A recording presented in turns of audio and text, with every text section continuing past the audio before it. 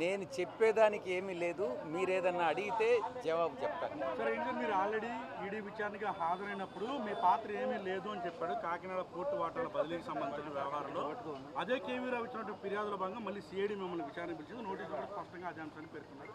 ఏం చెప్తారు? మీకు ఈ వివాదానికి ఏమైనా సంబంధం ఉందా? ఆ రోజైనా ఈ రోజైనా ఏ రోజైనా కూడా వాస్తవాలు వాస్తవాలుగానే ఉంటాయి. వాస్తవాలు అవాస్తవాలు కాలేవు. నాకు సంబంధించినంత వరకు ఈ యొక్క కాకినాడ సీపోర్ట్స్ విషయంలో కేవీ రావు ఇచ్చినటువంటి ఫిర్యాదు దురుద్దేశపూర్వకంతో కూడుకున్నటువంటిది. దాంట్లో రాజకీయ కుట్ర ఉంది అన్నటువంటి విషయాన్ని అప్పుడు చెప్పాను, ఇప్పుడు కూడా చెప్తున్నాను, ఎప్పుడు కూడా చెప్తాను. ఈ కాకినాడ సీపోర్ట్స్కు సంబంధించి నాకు ఎటువంటి విషయాలు తెలియదు. నేను ఆది నుంచి అంతం వరకు నేను ఎక్కడా కూడా నా యొక్క ప్రమేయం లేదు అన్నటువంటి విషయాన్ని స్పష్టంగా చెప్తా ఉన్నా. నా మీద చేసినటువంటి ఫిర్యాదులో పేర్కొన్నటువంటి అంశాలని సిఐడి వారు ప్రశ్నించడం జరిగింది. ప్రధానంగా సంధించినటువంటి ప్రశ్నలో మొట్టమొదటిది కేవీ రావు మీకు తెలుసా అన్నటువంటిది. ముఖ పరిచయమే కానీ ఏదైనా సోషల్ ఫంక్షన్స్లో నమస్కారం అంటే నమస్కారం అని చెప్పడమే కానీ ఆయనకు నాకు సామాజికమైనటువంటి, ఆర్థికమైనటువంటి, రాజకీయమైనటువంటి ఎటువంటి సంబంధాలు లేవు అన్నటువంటి విషయాన్ని చాలా స్పష్టంగా చెప్పాను. రెండవ అంశం, ఆయన ఈ యొక్క 400 ఇంచుమించు 500 కోట్ల రూపాయలకు సంబంధించి అరబిందో నుంచి ఆయనకు ట్రాన్స్ఫర్ అయినటువంటి విషయం, దాన్ని గురించి ప్రశ్నించారు. ఏది కూడా నాకు సంబంధం లేదు, నాకు తెలియదు, నాకు ఎవ్వరూ చెప్పలేదు. ముఖ్యంగా అరబిందో విషయంలో వాళ్ళ వ్యాపారానికి సంబంధించి నేను నా యొక్క కుమార్తెను వాళ్ళ కుటుంబంలో ఇచ్చానే కానీ వాళ్ళ ఆర్థిక లావాదేవీల్లో కానీ వాళ్ళ వ్యాపారాల్లో కానీ నేను ఎప్పుడూ కూడా జోక్యం చేసుకోలేదు, ఇప్పుడు చేసుకోను, భవిష్యత్తులో కూడా చేసుకోను. ఎటువంటి సంబంధాలు లేవు. సామాజిక మా యొక్క కుటుంబం, వాళ్ళ కుటుంబం, నా కుమార్తె వాళ్ళకి మ్యారేజ్ చేసుకున్నదాన్ని కానీ ఎటువంటి ఆర్థిక సంబంధాలు లేవు అన్నటువంటి విషయాన్ని స్పష్టంగా చెప్పాను. ఇక విక్రాంత్ రెడ్డి గారి గురించి అడిగారు. విక్రాంత్ రెడ్డి మీకు తెలుసానని. నాకు తెలుసు, సుబ్బారెడ్డి గారి కుమారుడిగా నాకు తెలుసు అని చెప్పడం జరిగింది. ఈ యొక్క లావాదేవీలన్నీ కూడా విక్రాంత్ రెడ్డి చేశారు అన్నటువంటి విషయం మాకు చాలామంది చాలా సాక్షులు మాకు చెప్పారు. ఈ విషయంగా జగన్మోహన్ రెడ్డి గారిని ప్రొటెక్ట్ చేసేదానికోసం మీరు విక్రాంత్ రెడ్డి గారు కలిసి ఈ యొక్క ట్రాన్సాక్షన్ చేశారన్నటువంటి విషయాన్ని వాళ్ళు అడగడం జరిగింది. నా విషయానికి సంబంధించి నాకు ఈ ట్రాన్సాక్షన్కి సంబంధం లేదని మరొక్కసారి నేను వక్కాణించడం జరిగింది. విక్రాంత్ రెడ్డి విషయంకి వస్తే, నా మీద ఆరోపణలు వచ్చిన తర్వాత కామన్ ఫ్రెండ్స్ ద్వారా నేను కేవీ రావు గారిని అడిగించడం జరిగింది, ఎందుకు నా పేరు ఇంక్లూడ్ చేశారు అన్నటువంటి విషయాన్ని. ఈ యొక్క నా పేరుని ఇంక్లూడ్ చేయించింది ఒక అధికారి ఆదేశాల మేరకు విజయసాయిరెడ్డి పేరుని ఇంక్లూడ్ చేయడం జరిగింది అన్నటువంటిది కామన్ ఫ్రెండ్కి కేవీ రావు చెప్పినటువంటి విషయం. ఇక విక్రాంత్ రెడ్డి విషయానికి వస్తే సిఐడి వాళ్ళకి నేను ఒకటే చెప్పాను, వైవి సుబ్బారెడ్డి గారు, కేవీ రావు గారు అత్యంత ఆప్తమిత్రులు. నేను విక్రాంత్ రెడ్డిని కేవీ రావుకి పరిచయం చేయాల్సినటువంటి అవసరమే లేదు. సుబ్బారెడ్డి గారు ఎప్పుడు అమెరికా వెళ్ళినా కూడా కాలిఫోర్నియాలో కేవీ రావుకు ఉన్నటువంటి ఒక రాజభవనంలో నివసిస్తారు.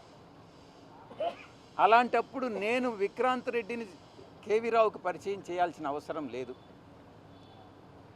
ముఖ్యంగా దీనిలో విక్రాంత్ రెడ్డి పాత్ర గురించి అడిగినప్పుడు ఆది నుంచి అంతిమం వరకు నా మీద ఆరోపణలు చేశారు కాబట్టి ఈరోజు నేను మీ ముందు వచ్చి జవాబు చెప్పుకోవాల్సిన పరిస్థితి వస్తుంది. కాబట్టి ఈ యొక్క డీల్ని నాకు తెలిసినంత వరకు కేవీ రావు కామన్ ఫ్రెండ్స్ ద్వారా కేవీ రావును అడిగించినప్పుడు కేవీ రావే దీన్ని ఆది నుంచి అంతిమం వరకు విక్రాంత్ రెడ్డే డీల్ చేశాడన్నటువంటి విషయం కామన్ ఫ్రెండ్స్కి చెప్పడం జరిగింది. ఆ విషయాన్నే నేను సిఐడి వారికి చెప్పాను. ఆది నుంచి అంతం వరకు విక్రాంత్ రెడ్డి ఈ యొక్క డీల్ని చేశాడు, సాయి రెడ్డిని వేరే అధికారి ఆయన పేరు ఇంక్లూడ్ చేయమంటే చేశాను అన్నటువంటి విషయాన్ని కేవీ రావు చెప్పడం జరిగింది. దాన్నే నేను సిఐడికి కూడా చెప్పాను. నేను ఇక ఆడిట్ ఫర్మ్స్కి సంబంధించి శ్రీధర్ అండ్ సంతానం, మనోహర్ చౌదరి అసోసియేట్స్, ఇంకొక బాంబే ఫామ్, ఆ పేరు కూడా నాకు గుర్తులేదు. శ్రీధర్ అండ్ సంతానం వాళ్ళు మీ పేరు చెప్తున్నారో అని నేను ఒకటే చెప్పాను, ఎవరైతే మీకు చెప్పారో వాళ్ళని వెంకటేశ్వర స్వామి సాక్షిగా చెప్పమనండి. శ్రీధర్ అండ్ సంతానం నాకు తెలీదు. Manohar Chowdary institute of chartered accountants of India ప్రెసిడెంట్గా ఆయన ప్రెసిడెంట్ అని తెలుసు. ఒక 2 సంవత్సర కాలం పాటు ప్రెసిడెంట్గా పనిచేశాడు. ఇంకొక బాంబే కంపెనీ అసలు తెలీదు. ఈ విషయం ఈ శ్రీధర్ అండ్ సంతానం అన్నటువంటి కంపెనీని మీరే అపాయింట్ చేయించారు, ధనంజయ రెడ్డి గారికి మీరే రికమెండ్ చేశారు అన్నటువంటి విషయాన్ని వాళ్ళు అడిగారు. నేను ఒకటే చెప్పాను, నేను ధనంజయ రెడ్డి గారిని అడిగాను. ధనంజయ రెడ్డి గారు దానికి ఐఏఎస్ ధనంజయ రెడ్డి గారు నాకు సంబంధం లేని వాటిలో నా పేరెందుకు తీసుకొస్తున్నారు, ప్రభుత్వంలో నాకు ఏం భాగస్వామ్యం ఉంది, మీరెందుకు నా పేరు తీసుకొస్తున్నారు అని అంటే, నీకు సంబంధం లేనటువంటి విషయం ఈ యొక్క శ్రీధర్ అండ్ సంతానం అనేటటువంటి ఫర్మ్ని ఇండస్ట్రీ సెక్రటరీగా కరికాల వల్లవన్ ఆయన అధికారాలను ఉపయోగించుకొని ఆయనే అపాయింట్ చేశాడు. అంతేగాని ఎవ్వరికీ సంబంధం లేదు, ధనంజయ రెడ్డి గారికి సంబంధం లేదు. కరికాల వల్లవన్ ఆయనకి మిత్రుడు కాబట్టి ఆయన తెలిసిన ఆయన తమిళియన్, మిగతా వాళ్ళందరూ కూడా తమిళియన్స్. ఆ యొక్క నేపథ్యంలో ఆ యొక్క సత్సంబంధాలను బట్టి ఆయన అపాయింట్ చేశాడు అన్నటువంటి విషయం నాకు తెలిసింది. దాన్నే నేను సిఐడి వాళ్ళకి చెప్పడం జరిగింది. ఇక మిగతా కొన్ని విషయాలు అడిగారు. విక్రాంత్ రెడ్డి, మీరు ఉత్తరాంధ్రలో ఇన్ఛార్జిగా ఉన్నారు కదా, ఉత్తరాంధ్రలో లాటరైట్ మైన్స్లో కొన్ని వేల కోట్ల రూపాయలు విక్రాంత్ రెడ్డి ఆర్జించారు అన్నటువంటి విషయాన్ని నన్ను అడిగారు. విక్రాంత్ రెడ్డి వేల కోట్ల రూపాయలు ఆర్జించారో లేదో నాకు తెలియదు. ఆయన విక్రాంత్ రెడ్డి ఈ యొక్క వ్యాపారం చేస్తున్నాడు, కొంతమంది ఉద్యోగాలు కావాలని చెప్పి నేను అక్కడ ప్రజా దర్బారు పెట్టినప్పుడు నాకు వినతి పత్రాలు సమర్పించారు. ఆ వినతి పత్రాలని మీరు ఉద్యోగాలు అవకాశాలు ఉంటే కల్పించండి అని చెప్పానే కానీ లాటరైట్ వ్యాపారంలో వ్యాపారం చేశారా, వ్యాపారం చేయలేదా, కోట్లు ఆర్జించారా అన్నటువంటి విషయం నాకు తెలియదు అన్నటువంటి విషయాన్ని చాలా స్పష్టంగా చెప్పడం జరిగింది. ఇది ఈ కేసుకు సంబంధించి పూర్వాపరాలు. సుస్పష్టంగా వీళ్ళు ఒక పద్ధతి ఏర్పరచుకున్నారు.